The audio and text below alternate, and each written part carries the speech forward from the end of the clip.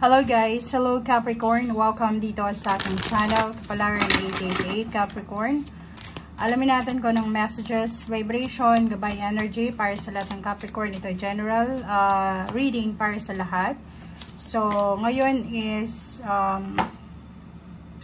15 of November 2024. So, may full moon ngayon, super full moon.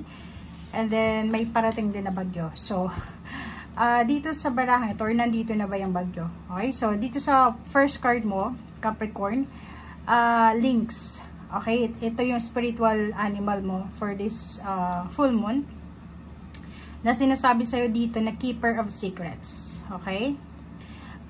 Dito sinasabi na take time out from the world. So, may mga Capricorn ditong masyado kayong active sa social media. Literal. So, social media, television, movies, parang ganun. So, merong parang addiction of parang sobrang browsing, parang ganun. Yung nauubos yung oras mo para sa pagbabrowse sa internet, paggagamit ng gadgets, or kung ano man tong makamundong bagay.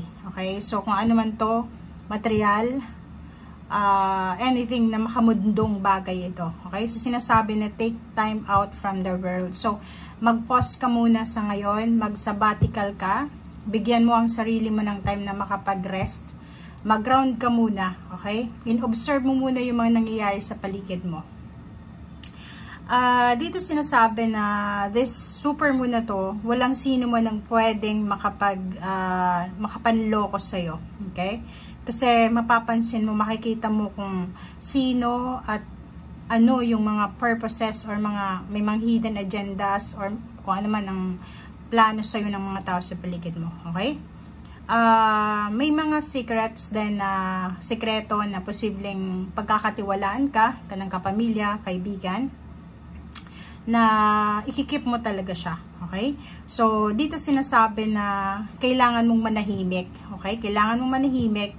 Kailangan mong mas i-prioritize yung peace of mind kasi sa pagkakaroon ng silent mind and spirit and brain, diba?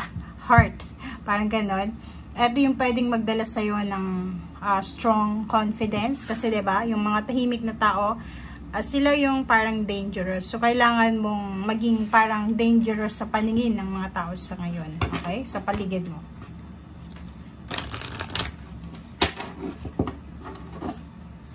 Okay. Capricorn. Dolomite. Stay strong in your faith.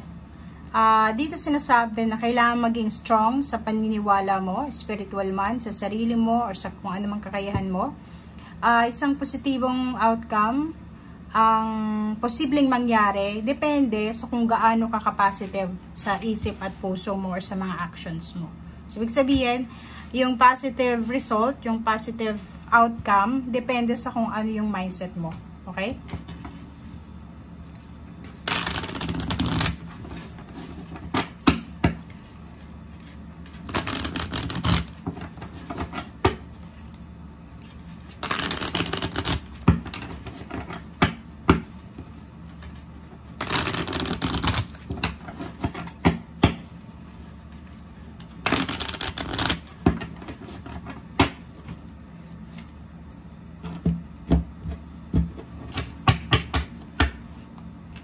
Okay. Capricorn.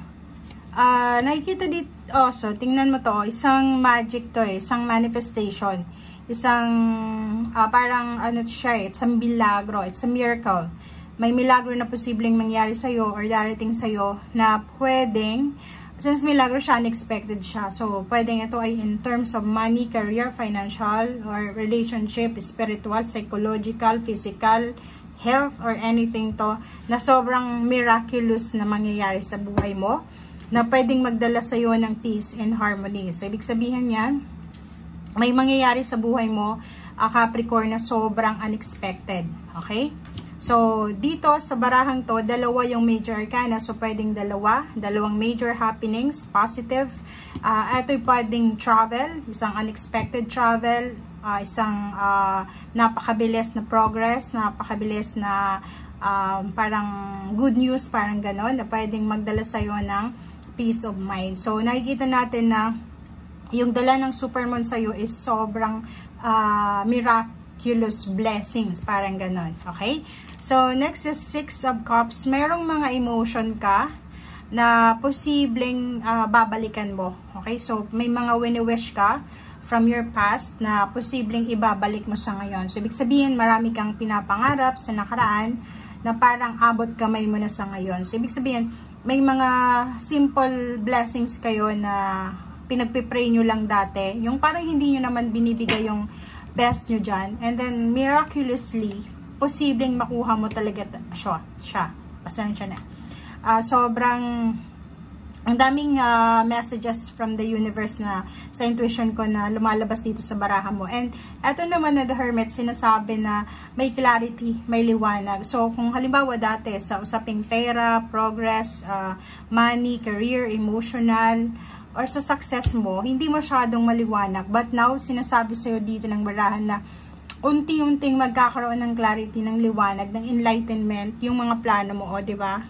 It's a Major Arcana din na reverse na Hangman. Ibig sabihin, lahat ng plano mo from your past, lahat ng mga minamanifest mo, ay posibleng makuha mo siya, maging successful ka in miraculous way.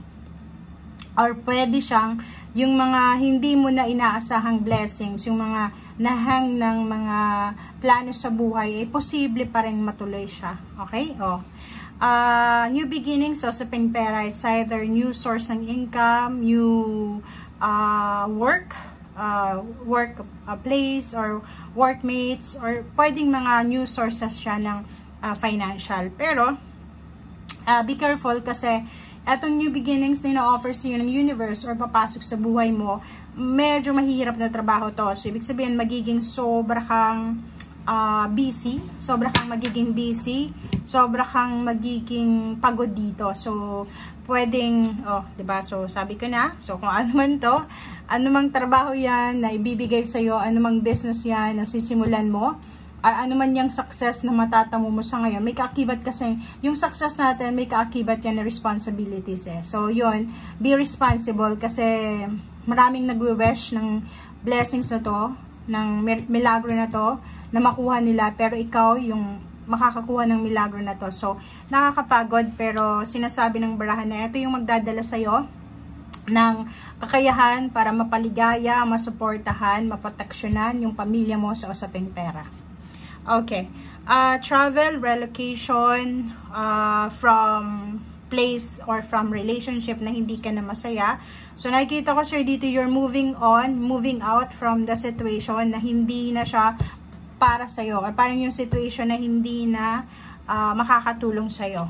Sa relationship, mayroong Capricorn dito na pwedeng gustong makipaghiwalay sa kanyang karelasyon, or pwedeng meron sa inyong Capricorn na siguro ang tagal mo nang nagsuffer, ang tagal mo nang gustong makipaghiwalay, pero hindi ka masyadong naglakas loob. But now, sinasabi ng baraha sa'yo dito na nandun ka na sa moment or sa buhay mo, sa yugto ng buhay mo na ready ka na mag-move on, or ready ka nang makipaghiwalay, or ready ka nang umalis sa sitwasyon na hindi ka na welcome or hindi ka na resonated. Merong travel, so kung makikita mo, dalawa yung baraha, 6 of Swords and 8 of Cups.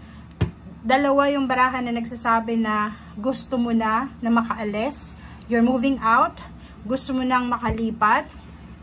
It's either place of work, or pwedeng place of residence lang, or pwedeng yung iba sa inyo may planong umuwi ng Pilipinas kung OFW ka, yung iba naman na nasa Pilipinas gustong lumipat ng ibang probinsya, or pwedeng iba gustong lumipat ng ibang tirahan, or lumipat ng ibang workplace, or kung ano man siya. Last card natin is Emperor. So, nakikita ko na you are empowered. Okay? So, empowerment, isa pa sa blessings na matatanggap mo ngayong super moon na to is yung ibibigay sa'yo yung power na nawala sa'yo. Like for example, for several years, nawalan ka ng power sa financial mo. Sobrang hindi naging maganda yung takbo ng financial. So, pwedeng isa to sa power na makukuha mo, marireclaim mo yung mga nawala sa yung pera, yung nawalang relationship, yung nawalang trust, nawalang motivation, or na walang pangarap or goal. So, on the way ka na, patungo doon sa talagang total overall success sa buhay mo. So, konting tiis pa lang, or konting tiis na lang, kasi pwede kang ma-overwhelm along the way. Kasi, yun yung sabi ko sa'yo dito, marami kang responsibilities na iti-take, dahil maraming blessings sa parating sa'yo. Okay? Thank you guys. Bye!